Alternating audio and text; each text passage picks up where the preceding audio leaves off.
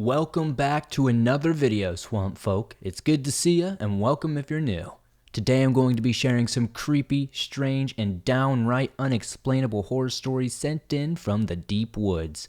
As always, if you have a story that you would like to share in a future episode, be sure to submit your story at swampdweller.net or the new Reddit we now have called r/thedarkswamp. You can find a link in the top of the description. Be sure to hit that like button, subscribe, and turn on notifications if you're new. I upload almost every single day, and get ready for these creepy and downright strange deep woods horror stories that'll freak you out tonight. Chased Through the Woods by Sam Scholz. I'm a 17-year-old male, and I'm living in the Midwest. In my sophomore year of high school, my friends peer pressured me into joining the track team. I thought it was a good idea, because I wanted to improve my stamina. So due to this fact, I was asked to join the long-distance track team, or cross-country in other areas. Our small group would run in the woods and then to a lake to practice. These woods are primarily used for off-road biking, so we would run in the forest on various paths. After school, we would run in these woods every single day. We saw deer, and these deer would get so close that you could pretty much pet them. These woods were fun to run in because they could become secluded, and I enjoyed nature. The last day I ran in these woods, it was just another day. Due to my poor stamina, I was far behind the rest of the group and produced a cramp. I stopped to take a breather. The bike path is cut into a slope, dividing into two parts. Trees surround the upper half, and above, it's a little bit more cleared out. The other half of the hill leads to ponds and then, of course, more woods. As I admired nature, I heard a loud snap up in the woods above me. In so many scary stories, people say they get that feeling where they feel dread or the hair on the back of their neck stands up. This feeling is genuine, as I, too, got this exact feeling. Turning around, I expected to see a deer, yet to my utter horror, I saw a man. The man was far away, but I saw his jeans and long-sleeved checkered shirts. A bit of background on myself. I am currently a third-degree black belt in Taekwondo, going on 15 years of practicing martial arts. Still, with my knowledge of self-defense, I was put off and began a light jog. To my utter horror, the man started to sprint down the slope at an angle. The creepiest part of this sudden sprint is how he used the trees to propel himself. I suddenly realized why he was running at an angle. He wanted to cut me off. Realizing I couldn't outrun him, I said a silent prayer as I ripped off an old stick of a fallen tree. The man finally made it down the hill. I was face to face with what I believe was a homeless man. The smell was very pungent. His eyes were bloodshot, and he had an unkempt beard. I warned him to buzz off and raise the stick. The man smiled and said some words I will never forget. "All I want to do is play." I closed the distance at this comment by delivering a kick to his groin. He moaned and began to stumble. I brought down the stick as hard as I could, breaking it over his head. The man fell on the path. With utter fear in my heart, I ran as fast and as hard as I ever had. My coach was waiting for me at the end of the forest path. She could see that I looked fearful and asked me what was wrong. I smiled weakly and told her nothing. I decided not to tell my coach anything because I didn't think she would believe me. After a few days, I decided to say to my parents what happened, who then told me to tell my coach immediately. I told her the next practice and we did not run in those woods again. Over a year later, and I have decided to not enter those woods still. And to that man, I don't know what his intentions were, but I hope I never see him again. I know that me not initially saying anything could potentially raise a lot of danger for other people, and I'm still kicking myself to this day for waiting.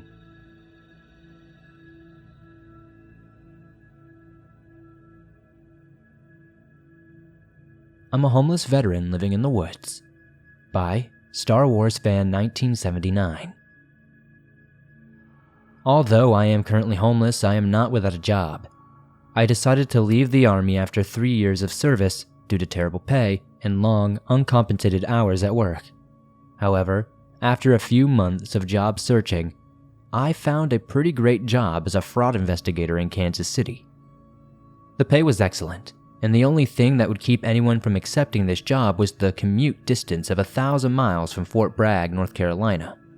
An additional obstacle would be that once I did get there, I wouldn't have the funds to rent an apartment. I would be homeless for 2 weeks at the very least until I got my first paycheck. For many people, this would be a deal breaker, and I can see why, but being in the Army for so long, I got used to eating, crap sandwiches and whatnot for breakfast and making almost any situation work for me. We used to go in the field for weeks at a time, which would involve camping in the woods and, in most cases, not having showers until we left for home. Since this wasn't a new situation for me, I accepted the job offer and made my way over to Kansas City as soon as I could. The moment I was released from my duties in the Army, I head out. I like to drive, so I could make that trip in just 2 days or less. Once I got to the new city, I got to searching for areas the locals or police wouldn't mind someone camping for an extended amount of time. By nightfall, I could find a natural place, a patch of gravel next to the road only a few feet from the woods, where camping for up to 2 weeks was free, and no one would bother me until I had the funds to move into my apartment. I had brought some supplies in preparation for this. I could use extra clean clothes, canned food, sheets, and wet towels to shower in the mornings. Since I didn't have a camping tent, I converted the back of my car into a bed. After placing the back seats down, I had enough space to sleep comfortably, so I put some sheets down and decided to tie another sheet above me so no one could peek in through my windows and see me sleeping there. This worked fine for a couple of days, but as I drove back to my campsite one night, I noticed some weird things. While working on my bed setup, I noticed that the forest was dead quiet. Usually, crickets and other animal noises would rule the night air, but it was utterly silent that night. The moment I noticed, I felt uneasy, like I was being watched or something. I hurried with what I was doing and jumped in my secure car. After a couple of minutes, I forgot about the situation and fell asleep. A couple of hours into the night, I noticed that the window closest to my face was foggy, as if someone had been breathing on the other side. I grabbed my phone to check the time. I paused for just a moment. A sound came from the side of the makeshift bed, and the other window was now covered by the sheet just a few inches above me, so I couldn't see anything. The sound was a light, gentle tapping on the glass, and I doubted that if I weren't already awake that I would have heard it. The fear took over moments later after I registered what could possibly be going on. I began to think that maybe I should go investigate further, but eventually, my morbid curiosity would win over, and I quietly and very gently reached for the sheet, pulling it up. What I saw made me choke. On the other side of the window, there was some big creature. It was hairy. It was crouching over to my window, looking directly at me. Before you ask, no, this was not Bigfoot. It had hair on what I could see of its body, but it was thinning and patchy. It was big but not muscle-bound. It was very skinny and had long claws on the end of its bony-looking hands. Tapping on the window with them, the most grotesque of its features was that horrible smile. Its smile was ear to ear. I don't know if it was because it was enjoying this or if it saw me when I took a quick peek at it. I tried not to react as I tried to make it to my front seat to drive away, and it could easily break through the window with those sharp claws to get to me. So for the next couple of hours, I lay in my makeshift bed, praying that the thing outside my window doesn't break it and kill me. Eventually, the tapping stopped and the sun came up. I got out of my car the following day and investigated the area around my car. There were very weird-looking tracks all over my campsite that only confirmed I had not imagined the whole thing. And there was something on the other side of my window that night. Why it didn't just break into my car and do whatever it wanted is the only thing that just nags at my brain. It's like it was playing with me. The other would be how long had that thing actually been coming to my campsite at night, and had this only been the first time it got so close to me, or had it been doing this for every night and I just hadn't noticed because of my deep sleeping?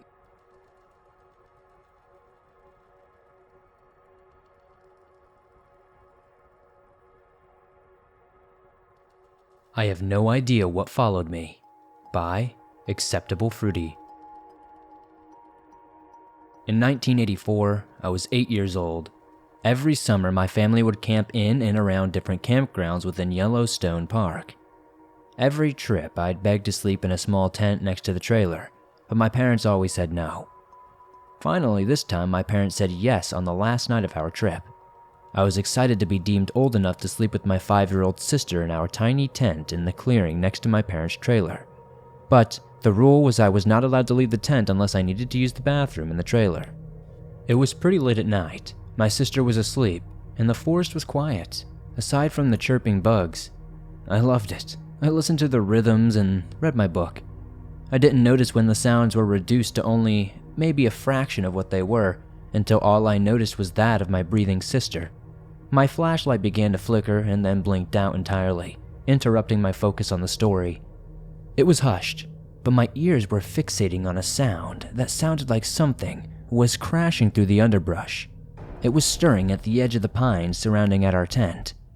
The sound was muffled at first, like I said, like footsteps, but the cadence was wrong, and I began to feel the vibrations of something. My mind decided that it must be a deer, but as it neared the edge of my tent, I could tell the steps were made by 2 feet, not 4. They were circling, shuffling the pine needles into the sides of the tent softly. At that moment, I was equally thankful and horrified that my flashlight was not on. My curiosity piqued, but I wasn't about to check to see what it was. My imagination suggested a kidnapper or maybe even Bigfoot. I wanted whatever it was to keep on moving, to investigate another tent, but it was late in the season and we were virtually alone. My heart hammered as I held my breath listening for clues as to what this thing could be. It paced methodically around my tent for what felt like forever. Every time the steps would be near the zippered entrance, I'd cringe in the anticipation of what would happen next. Finally, I lay on my stomach with my knees to my chest and listened for the next rotation. My fear was so thick in the tent, I worried the thing could smell me. I couldn't control my emotions. I wanted to run, but I knew that I could not leave my sister behind, and the thing would surely get me before my parents would wake up to save me. So I laid there, absolutely frozen. It seemed like an hour had passed, but it couldn't have been that long. The steps had made several circles around the tent, then stopped. They didn't drift off into the distance as someone retreated. They just stopped. I didn't move for a long time. So long, honestly, that my bladder felt like it was going to burst. Finally, I felt way too terrified to leave the tent, so I lifted a corner of the tarp base and shakily relieved myself. I opened my sleeping bag to get inside and saw my flashlight glowing again. The following day, I didn't tell anyone what had happened. Instead, before they woke up, I placed my soiled clothes in a bag, cleaned the tent, and then rolled up the sleeping bag. I gingerly unzipped the tent, tentatively, looking for the tracks and such, attempting to verify that I had indeed heard something before. But there was nothing. There was no marks around the tent. I couldn't believe it. I'd been reading a mystery story and probably psyched myself out is what I try to convince myself of. But honestly, it makes no sense.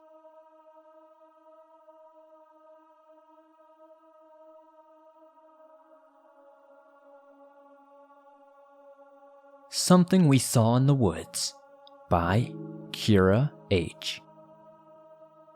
I grew up in a tiny Florida town, and our neighborhood's back house is backed up to a stretch of forest. It's not a gigantic forest, but it's pretty big, and no one goes there, at least no one that I've ever seen. Instead, people have found Native American burial grounds, and almost everyone I know who lives along the forest line has some crazy story about why they don't go back there. This is mine. For the sake of this story, my 4 friends, we'll call them Chris, Bailey, Peyton, and Will, all lived in the same neighborhood as me. Bailey, Peyton, and Will, they were siblings that lived across the street from me, and Chris lived a few houses down, right along the forest line. Myself, Peyton, and Chris were all 11 years old at the time. Will was 13 and Bailey was 9. We all decided to go to Chris's house since we got a new trampoline and we wanted to play on it. We got bored of it after a while but didn't want to go inside quite yet. Bailey obsessed with anything supernatural. They suggested we hop the fence in Chris's backyard and wander into the forest. So like the genius preteens we were, that's exactly what we did. We walked straight back from Chris's house for almost an hour when suddenly all the forest noises around us stopped. We all froze. Bailey and Peyton looked at me for answers. They looked for me for what to do because they were both convinced I had some paranormal sensitivity about me, After all, anytime we've gone to haunted places, I've always been the one seeing or hearing weird things. But I had no idea what was happening or what to do. So I shrugged but didn't move otherwise. Then finally we hear Chris gasp. We look over at him to see him wide-eyed, pointing at something in front of us. When I looked where he was pointing, I saw this fuzzy-looking black mass curled up on the forest floor reasonably far from us. My first instinct was that it was a bear, but it didn't look quite right, and I couldn't make out any discernible features, and it's not moving correctly. I have tried and failed so many times in telling this story to explain what I mean by that, but I just can't. It just looked wrong. I suddenly got an overwhelming feeling of we need to run now. Something is very, very wrong, and something bad is going to happen if we didn't get out of there. So I grabbed Bailey and Peyton's arms, turned them around, and pushed them back in the direction of the house. We started running, going as fast as we could. I could hear Chris and Will following behind us. I purposely slowed down enough to let the boys pass me, so I'm bringing up the rear. I'm very protective of my friends and family, and I'm known for doing crap like that. So whatever this thing was that was chasing us would get me and let them escape. While we were running, I can feel tingles up the back of my spine, voices screaming in the back of my head. If we stop, we're dead. We run until we find the fence to one of the neighbor's yards and hop it. We continue running around this neighbor's house and into the street. Where we popped out was close to my house, so this is where we all ended up running. When we could breathe again, Will asked what happened. Only Chris and I saw the black mass. Chris also seen it rise, hearing me, Bailey, and Peyton start running, which made him grab Will and start running as well. But we all agreed we listened to a distinct lack of sound right before Chris and I saw this black thing, so none of us have ever gone back there again. I have no idea how we can possibly explain this any further. I have no idea what this thing is or what it could be. I know a lot of people keep saying black bear, but I'm telling you, that's not what this thing was.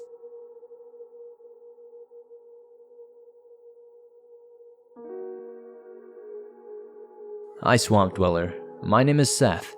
I live in the middle of the woods on a 65-acre private lake down in Georgia, about an hour west of Lake Sinclair.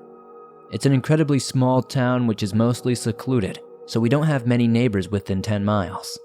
The history of our property dates back to the 1850s, as my wife found out more about my family tree, which is cool. My great-great-great-grandfather was a Cherokee Native American who settled down with a white woman as he built the property, the lake, and the first house, which was rebuilt over time. Promises have been made to keep the property in the family, and since I was the last child to get married, my grandparents decided to leave it all to me in their will. I am now 28 years old, happily married, and have 3 beautiful children who are now growing up and enjoying the property. Anyways, one night I decided to go fishing in my pontoon boat, which my grandfather bought back in 1991.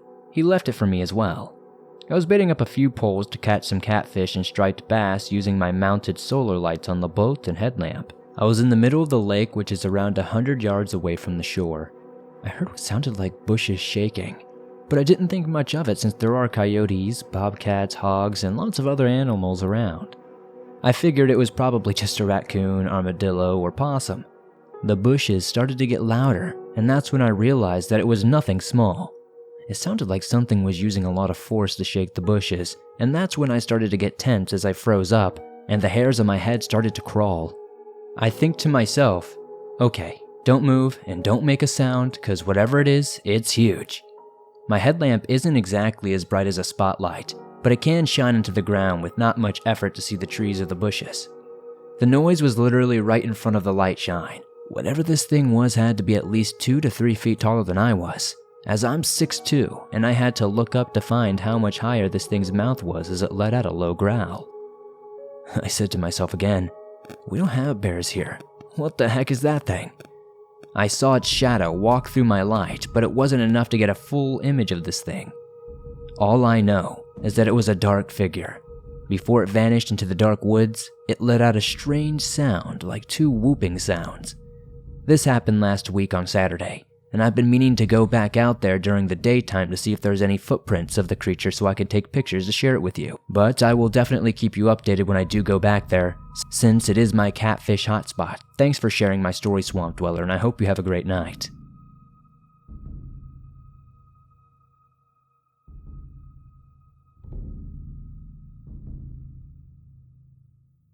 I have debated for quite some time whether or not I should talk about this. It was a super short blip of time and I didn't really see anything, but I ultimately decided maybe I could find some answers as to what could have made this noise. My husband, who is 28, and I, who is 25, stay in a small town that borders a massive redwood forest. We are about 15 minutes or less from the trees of mystery. We live on a street that was built in the middle of the forest for whatever reason. There are 2 large patches, maybe 5 to 15 miles long, that bridge us to another town, and then eventually connects to an even larger forest on both ends of our street. I will also say we tend to be night owls, preferring to stay up late and wake up late. So getting to what happened. My husband was getting ready for bed while I sat under the covers. It was a nice cool fall night after a hot day, so I opened up the window to just curl up under my 5 blankets with the wonderful fall air on my face. While laying on my phone, not quite asleep yet, I started to look up the next full moon just because I like that sort of stuff. I was surprised to find that the moon was 100% tonight, so I looked outside my window from my bedside and confirmed the amount of light on the ground outside on our street, which we don't have any street lights. It's an old street and was built many years before then. Surprisingly, the moon kept everything very well lit tonight in a bluish toned color. I was kinda like, oh neat, then set my phone down. I like to wait for my husband to get in bed before I start falling asleep. I don't know if it's a comfort thing or not, but I usually can't sleep well in bed unless he's near me.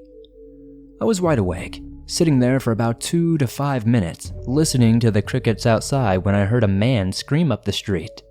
It sounded like it was coming 2 to 3 doors down, near one of the edges of the forest. At first, it was just a fearful scream, but the more it continued, the more I realized, oh, it's just a silly guy making a fake scream. Why, it's 2 a.m., who does this? But the scream went on for far too long, and then at the tail end, it went from this silly fake man scream to a deep, gurgling roar. Similar to, I don't know, someone transforming into like a werewolf in the movies? But at that time, the first part of the scream didn't sound real, like it was forced or pretend. Or, I don't know, like somebody pretending to scream. I don't recall whether or not the crickets went silent, by the way. I just know I was no longer trying to listen to them after hearing that crazy sound. I have often wondered, is it a Sasquatch, werewolf dogman type thing? Or some other creepy critter all the way to a person potentially doing this? But no one could go that deep, right? How could somebody scream that long, that loud? It echoed, and it felt like a mega speaker all around us in surround sound. I'm sure our neighbors had to have heard it. I haven't gotten the balls yet to ask them though. I've gone through every possibility. Has anyone ever experienced something like this? And does anybody have any idea what could be lurking in the woods by our house?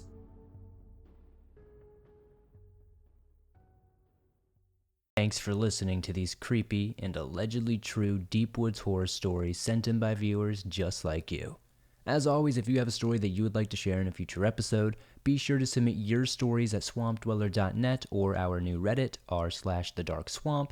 I would love to share your story with everyone here in the swamp. If you enjoyed these stories, be sure to hit that like button as it helps me out a ton. Slap it like it owes you some money. If you're new to the swamp, why not join us? Hit that subscribe button and turn on notifications to never miss a new upload, as I upload them almost every single day on all things natural and supernatural. I am trying to do more face cam videos very soon. If you haven't seen my Park Rangers video that we recently put out, check it out. We cover 5 disturbing things found in state parks by park rangers. If you're on the go and don't have YouTube Premium but would still like to download your favorite Swamp Dweller scary stories no matter where you are, you can download them absolutely free from Spotify, Apple Podcast, and pretty much anywhere else you find your favorite podcast online. Don't forget to give us a 5-star rating on those platforms, as it helps the swamp grow. I'll see you all soon with another creepy episode. Don't forget to join me over on Twitter, Facebook, Instagram, and more, and I'll see you all soon.